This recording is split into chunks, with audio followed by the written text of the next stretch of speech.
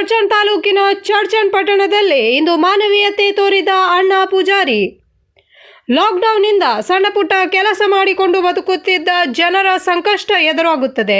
ಜನರಿಗೆ ಇಂತಹ ಪರಿಸ್ಥಿತಿಯಲ್ಲಿ ಶಾಸಕ ದೇವಾನಂದ್ ಚೌಹಾಣ್ ಹಾಗೂ ಅವರ ಸೋದರ ರವಿ ಚೌಹಾಣ್ ಅವರ ಅಭಿಮಾನಿ ಅಣ್ಣ ಪೂಜಾರಿ ಎನ್ನುವ ವ್ಯಕ್ತಿ ತನ್ನ ಸ್ವಂತ ಖರ್ಚಿನಿಂದ ಸುಮಾರು 100 ಜನರಿಗೆ ಬೇಕಾಗಿರುವ ಅಗತ್ಯ ವಸ್ತು ಮತ್ತು ಆಹಾರ ಕಿಟ್ಟು ಮತ್ತು ಮಾಸ್ಕ್ ವಿತರಣೆ ಮಾಡಿ ಮಾನವೀಯತೆ ತೋರಿದರು.